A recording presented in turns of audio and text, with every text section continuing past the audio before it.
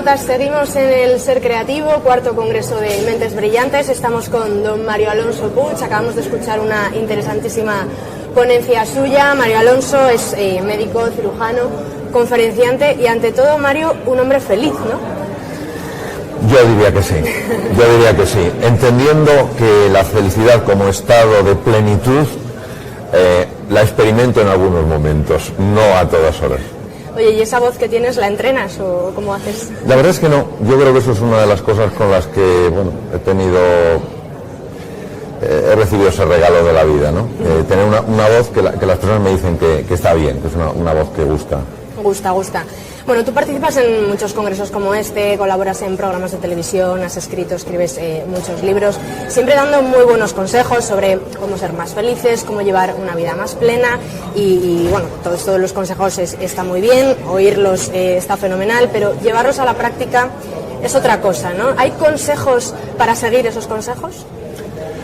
Esa es una magnífica reflexión. Entre el saber y el saber hacer es donde está la sabiduría.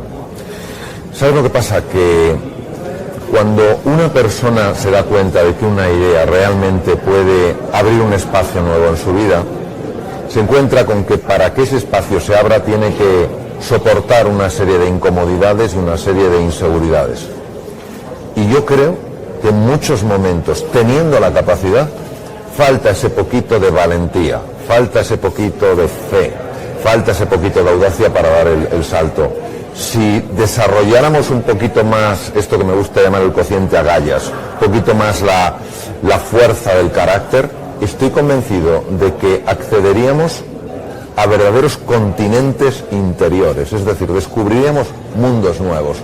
Cuando yo he sacado a veces de donde apenas encontraba ese punto de valentía, ese punto de decisión, desde mi propia experiencia puedo decir que se me han abierto espacios que jamás hubiera pensado que se podían haber abierto.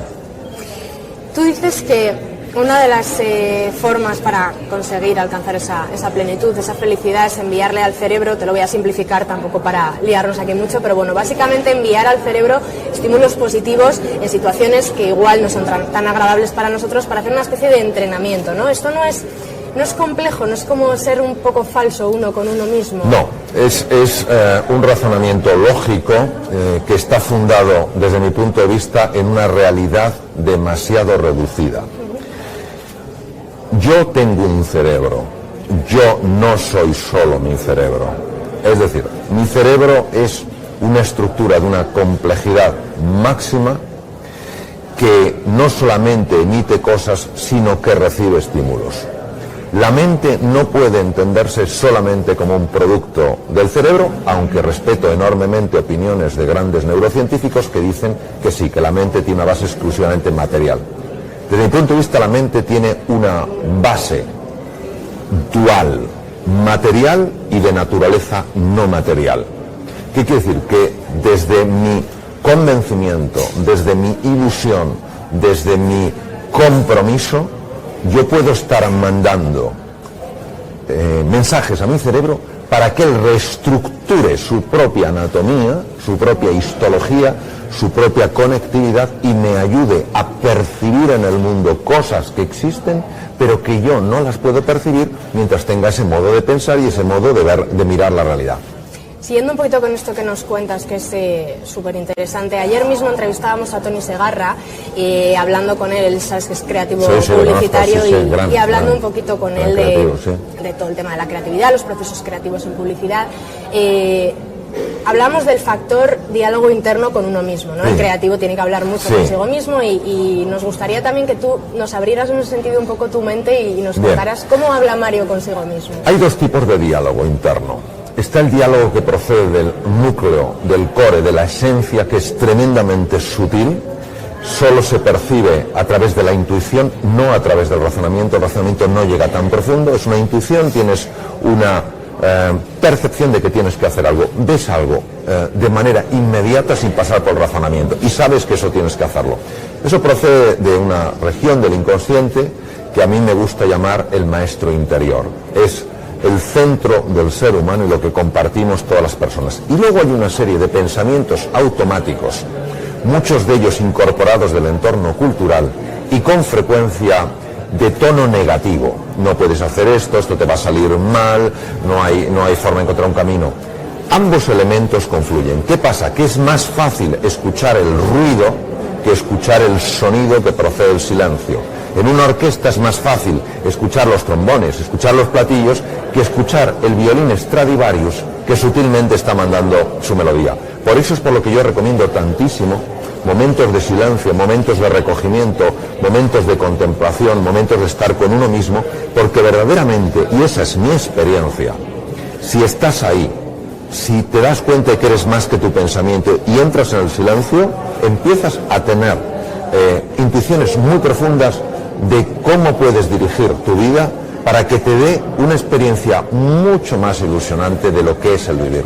Vamos a aplicar todo esto que nos dices al ámbito empresarial, por sí. ejemplo, porque en una agencia de publicidad, invertir en ese tiempo libre, en esos silencios de los que nos hablas para que tu equipo sea más creativo. Yo creo que esto no es ver la realidad en toda su extensión.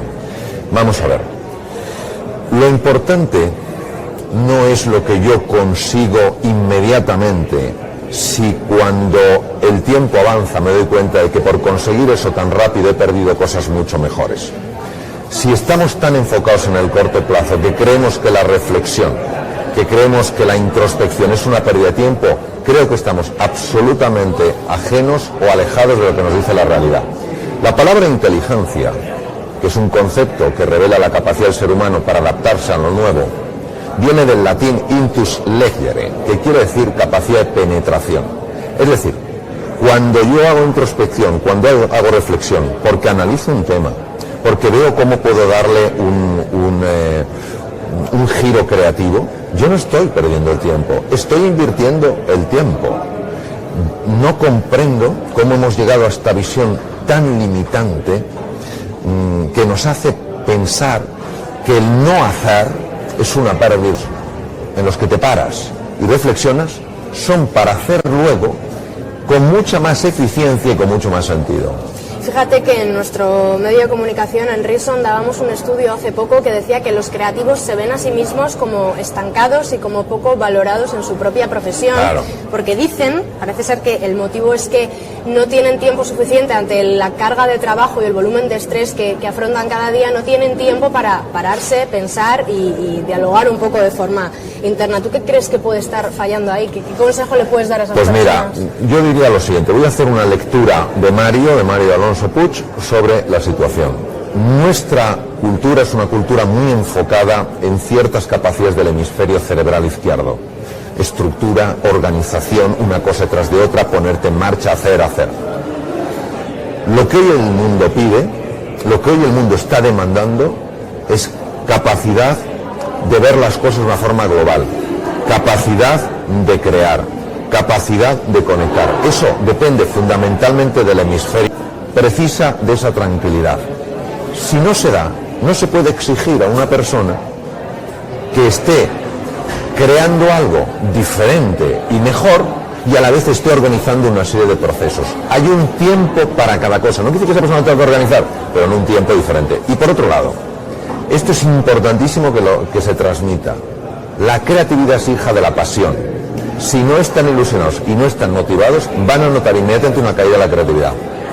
Bueno, Mario, para terminar, ¿cómo ves tú? Valóranos un poquito la situación de España. ¿Vamos mejorando? ¿Cómo ves el ánimo general? He estado hace poco, bastantes semanas fuera de España en distintos países y una de las cosas que más me ha ilusionado es escuchar en telediarios de otros países decir literalmente lo siguiente. Lo he oído en varios telediarios, en varios sitios. España sale de la recesión. Esto es importantísimo para que cambie la imagen de España. Por otro lado, el que inversores de la talla de Bill Gates haya entrado en España es un prestigio. Según me han comentado, un periodista muy afamado de uno de los periódicos más importantes de los Estados Unidos ha pedido públicamente perdón a España por haberla tratado tan mal. Es decir, creo que se está cambiando la tendencia. Lo que pasa es que también pienso que hasta que esto se note a nivel de la calle, en el tema del empleo, en que dejen de caer aún algunas empresas, todavía puede pasar un tiempo. Ahora, si levantamos un poco el ánimo, si vemos una luz aunque sea muy tenue, la capacidad de recuperarse va a ser muchísimo más rápida, porque el estado de ánimo afecta de manera directa a la eficiencia del cerebro humano y por tanto la creatividad, la inteligencia, memoria, aprendizaje, etcétera, etcétera. Bueno, Mario, un verdadero placer haber compartido estos minutos Muchas contigo. Gracias. Muchísimas gracias. Gracias a Nosotros vosotros. seguimos por aquí hablando de marketing. Gracias, Mario. Gracias.